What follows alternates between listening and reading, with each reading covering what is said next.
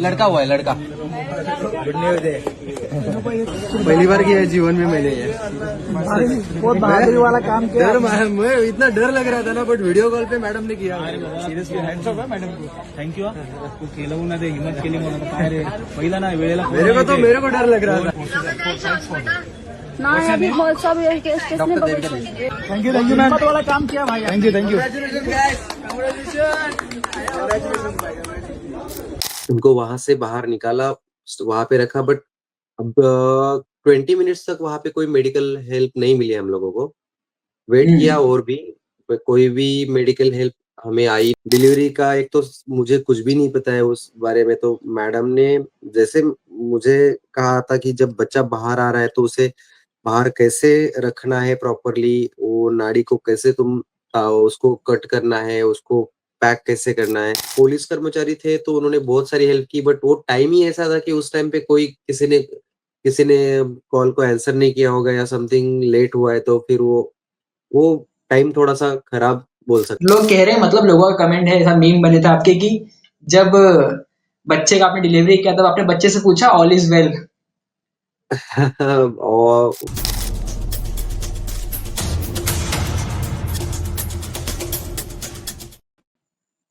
Hello नमस्ते, मैं हूं विशाल मिश्रा और आप देख रहे हैं मैक्स महाराष्ट्र हिंदी।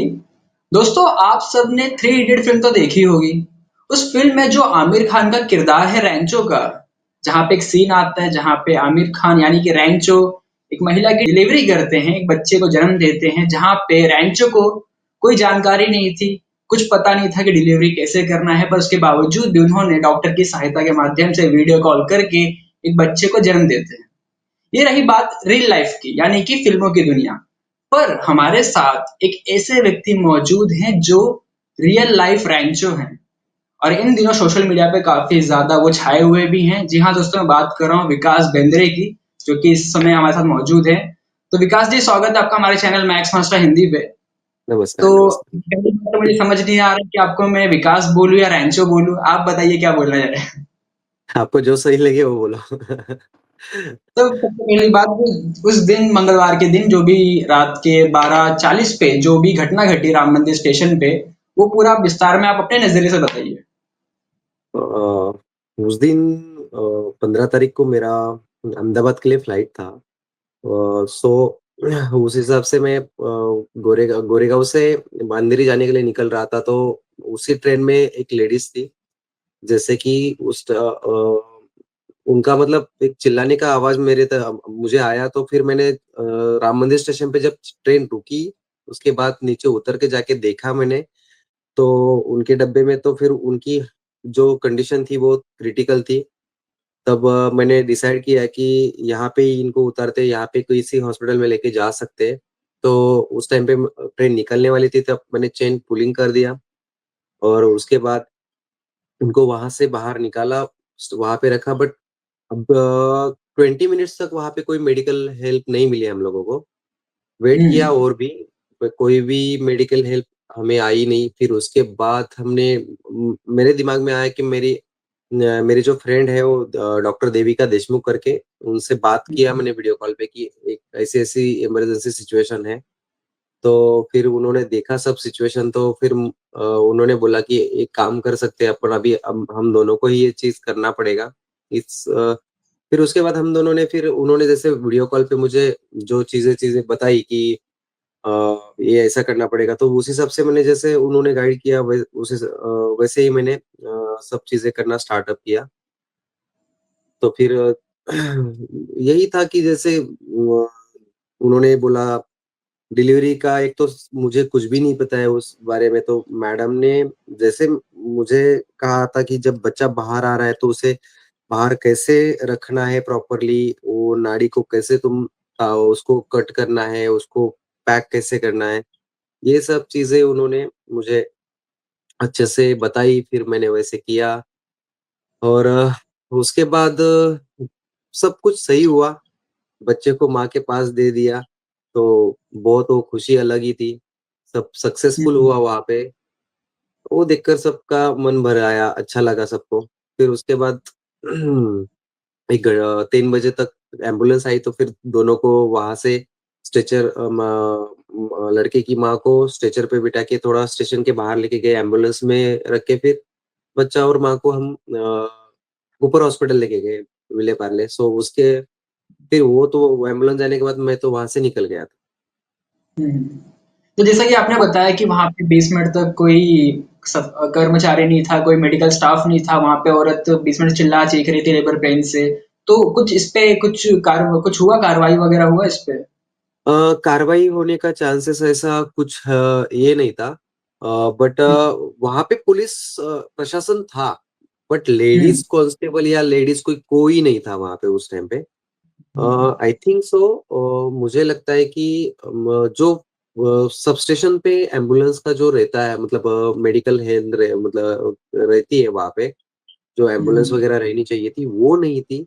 और बाकी भी कोई भी स्टेशन के पास कोई मेडिकल कोई डॉक्टर भी नहीं थे वहां पे, कि जैसे कि इमरजेंसी पे किसी को कुछ हो गया तो फिर वो कुछ ना कुछ कर पाए। वो थोड़ा-सा लगा था, बट पुलिस कर्मचारी थे तो उन्होंने बहुत सारी हेल्प की, बट वो टाइम ही ऐसा था कि उस टाइम पे कोई किसी ने कॉल को आंसर नहीं किया होगा या समथिंग लेट हुआ है, तो फिर वो टाइम थोड़ा-सा खराब बोल सकते हैं उस टाइम पे। तो जैसा कि आपने डॉक्टर देविका देशमुख का जिक्र किया, तो आपका जो कोऑर्डिनेशन था, पहले तो आपका कोई फील्ड ही नहीं है डॉक्टर से लेके, डॉक्टरी की कोई पढ़ाई बिल्कुल, नहीं की आपने। आप जैसे कि आपके बारे में जानकारी निकाली, तो आप फिल्म मेकिंग वगैरह करते हैं, कंटेंट क्रिएशन बराबर। करते हैं। तो या आपका कोई फील्ड नहीं था, उसके बावजूद भी आपने एक बच्चे को अपने हाथों से जन्म दिया। तो कैसे आपने कोऑर्डिनेट किया डॉक्टर देविका से? अ, म उनसे वीडियो कॉल द्वारा ही कोऑर्डिनेट किया क्योंकि हम्म, उनसे पहले मेरी मुलाकात बहुत बार हो चुकी है, उनका काम भी मैंने किया है, शूट्स का काम करता था, उनका भी एक क्लिनिक है। सो कोऑर्डिनेशन हमारा दोनों का अच्छा था। उनका बात करने का तरीका, मतलब समझाने का जो तरीका है वो अच्छा था। बाकी भी डॉक्टर्स फ्रेंड्स हैं मेरे, बट उनका थोड़ा समझाने का तरीका एक अलग लेवल पे था, तो फिर उन्होंने कभी मुझे पैनिक भी नहीं होने दिया उस चीज़ में। जैसा बोला वैसे मैंने किया, वो चीज़ इतनी आसान है नहीं है। एक तो कोई ऑलरेडी मैं दिक्कत वो आई सब ब्लड वगैरह कोऑर्डिनेट करते देख के मैं समय? डर गया था, बट हम्म, थोड़ा-सा खुद को सँभाला और वो सब चीज़ें कर दी मैंने सही से। हम्म। कोई दिक्कत आई थी करते समय डिलीवरी बच्चे की? सब इंस्ट्रूमेंट की कमी थी सर, क्योंकि वहाँ पे एक ही चीज़ होता है।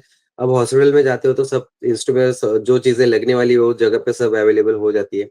वहाँ पे कोई हम्म, इंस्ट्रूमेंट नहीं है, कुछ भी नहीं है। जैसे थ्री इडियट्स में वो वैक्यूम का दिखाया है खींचने के लिए, तो वो यहाँ पे तो वैक्यूम वगैरह नहीं, सब हाथ से ही वो सब चीज़ें करनी पड़ रही है। तो फिर मतलब तब वहाँ पे ऐसा कुछ भी अवेलेबिलिटी नहीं थी कि हम करें, तो जो था उसी से चलाया हमने। और नॉट बाँधने के लिए भी कोई ऐसे कोई धागा नहीं था, तो हमने उसको बेडशीट था वो उनका लाया हुआ, तो उसका काटा, फिर उसके बाद उसका फाड़ के हमने वो नॉड पैक कर दिया दोनों तरफ।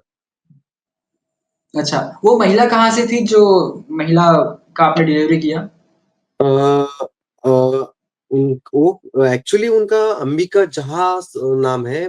आई थिंक सो, उनका हम्म, घर नहीं पता है मुझे कहाँ है। हम्म, सुनने में बस इतना आया था कि विरार साइड से है वो। मैं कभी पूछा हम्म, भी नहीं, क्योंकि उनकी सिचुएशन ही ऐसी थी कि आप हम्म। कहाँ से हो, क्या हो, ऐसा पूछा नहीं मैंने। अभी भी जस्ट उनके बात साथ में हुई कोई थी महिला 2 नहीं थी? सॉरी? उनके साथ में महिला नहीं थी? उनके साथ में चाचा का लड़का और समथिंग उनकी बहन थी। हम्म, अच्छा। तो उन्होंने एक मतलब कुछ मेडिकल डॉक्टर वगैरह को एम्बुलेंस बुलाने का कोई प्रयास नहीं किया था वहां पे? उनका प्रयास, वो तो हॉस्पिटल ही लेके जा रहे थे मुंबई सेंट्रल, बट हम्म, ये तो बहुत दूर है। और एक्चुअली सबसे बड़ी बात तो ये हुई थी उनकी, उन्होंने कांटेक्ट करने की कोशिश की, तो किसी से भी कुछ हो नहीं पा रहा था, तो हम लोगों ने हेल्प हम्म, की, तो उनको बहुत अच्छा लगा। वो पैनिक हो चुके थे हम्म, सब लोग, वो भाई और बहन सब रो रहे थे।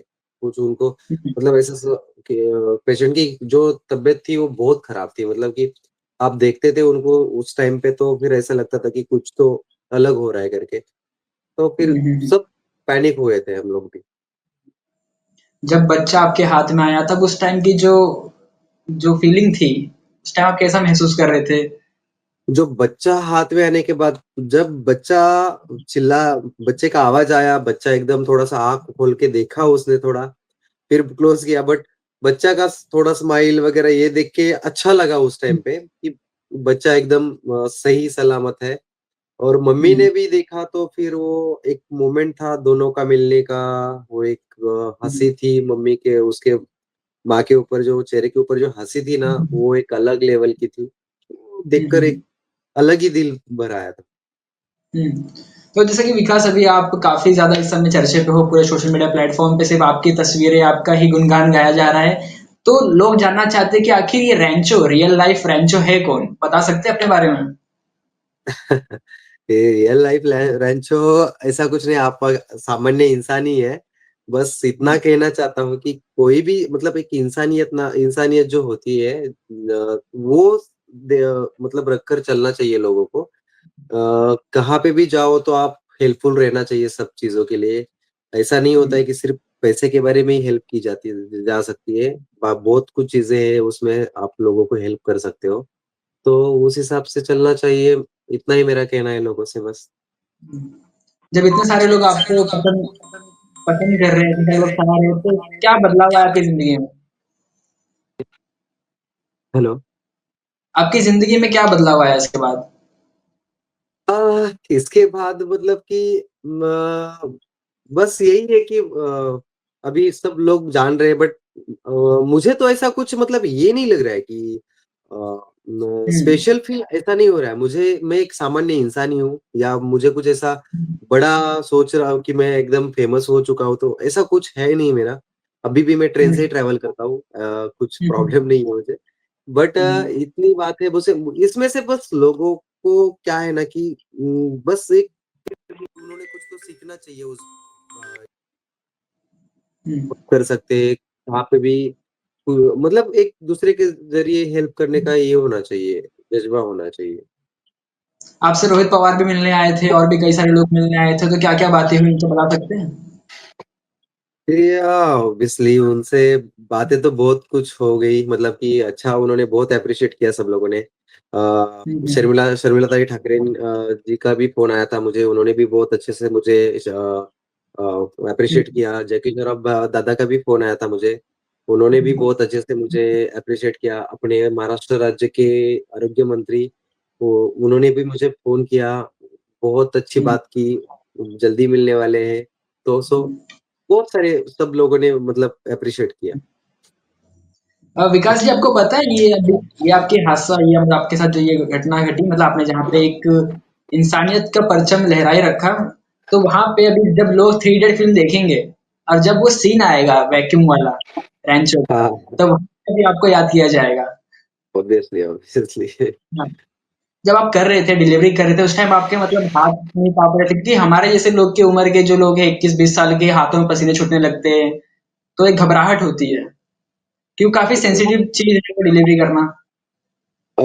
देखो मेरे डिलीवरी करते टाइम पे तुम्हारे हाथ काँप रहे थे तो काँप मेरे हाथ तो काँप रहे थे। बट हुँ, एक बात थी कि मैंने हाथ इतना कंट्रोल किया कि हाथ को कंट्रोल नहीं करता था तो फिर वो अलग ही कुछ चीज़ें हो जाती थी वहाँ पे। वो अ, पर इसलिए मैंने खुद को कंट्रोल करके थोड़ा-सा मन के अंदर बहुत डर था। बट थोड़ा-सा सब्र रखा, थोड़ा-सा धाड़स लाया और कर दिया मैंने वो चीज़। हुँ। तो विकास जी अभी आखिरी सवाल है कि मतलब आप थोड़े मतलब अपने परिवार के बारे में बता सकते हैं? आपके परिवार में कौन-कौन रहते हैं? क्या काम करते हैं आप? हाँ, मेरे परिवार में तो मम्मी-पापा है, वाइफ है, बेटी है मेरी 5 साल की। अच्छा, अच्छा अ, बेटी है, अच्छा। हुँ। हाँ, भाई है मुझे एक और एक बहन है। हुँ, हुँ, हुँ, हुँ। हमें जब आपकी तस्वीरें जब सामने हमें काफ़ी यंगस्टर हैं आप, आपकी उम्र होगी कुछ स स 27-28 की होगी, ठीक है। या अच्छा लोग कह रहे हैं मतलब लोगों का कमेंट है ऐसा मीम बने थे आपके कि जब बच्चे का आपने डिलीवरी किया तब आपने बच्चे से पूछा ऑल इज़ वेल? और एक्चुअली वो टाइम पे सच्ची में बोलूँ तो मेरा एक तो एक अलग लेवल पे था मेरा माइंड और उधर से मतलब एकदम जल्दी मुझे भी निकलना था, मेरी फ्लाइट मिस हो सकती थी। हुँ, लास्ट कॉल टाइम पे मैं पहुँचा था मेरी फ्लाइट के लिए। So all hmm, is well तो वो तो ठीक है, एक बोलने का ज़रिया हो गया बट वो जिस हुँ, तरीके से बोलना पहुँचना चाहिए, वो उस तरीके से पहुँच रहा था सब चीज़ें, ऐसा था। हुँ, हुँ। तो अभी आपको एक जो नया नाम मिला है रैंचो, क्या कहना है इस पे? चलो अच्छा है, मतलब कि इससे कुछ प्रेरित भी हो जाएंगे लोग हाँ और कुछ ऐसे बारे में आगे बढ़ेंगे कुछ। और मैं नहीं बोल रहा हूँ कि और ऐसे सिचुएशंस किसी के ऊपर ना आए कि बीच रास्ते बरोबर में ये सब चीजें हो जावे। बट हम्म, इतना है कि एक्सीडेंटल केस होते हैं या कुछ भी हो जाता है तो वहां पे लोगों ने ये थोड़ा सा देखना चाहिए। सबने निकल जाते हैं हम्म, आगे या फिर वीडियो शूट करते बैठते हैं, तो वो करने हम्म, से अच्छा है कि पहले हेल्प करना चाहिए बस। बरोबर बरोबर। तो धन्यवाद विकास जी, आपने इतना बहुमूल्य समय दिया हमें और हमारे साथ जुड़े। आपने काफी अच्छे से हमारे साथ कोऑर्डिनेट भी किया और साथ ही साथ मैं लोगों को बताना चाहता हूँ कि विकास बेंद्रे जैसे लोगों की वजह से आज भी हमारे समाज में इंसानियत जिंदा है। यहाँ पे हमें कई सारी घटनाएं देखने को मिलती है जहाँ पे हमें ऐसा देख के लगता है कि इंसानियत से भरोसा उड़ गया है, पर सिर्फ विकास जैसे लोग के कारण से आज भी इंसानियत जिंदा है। तो हम आशा करते हैं आपको ये वीडियो पसंद आया होगा। मैं विशाल मिश्रा और आप देख रहे हैं मैक्स महाराष्ट्र हिंदी।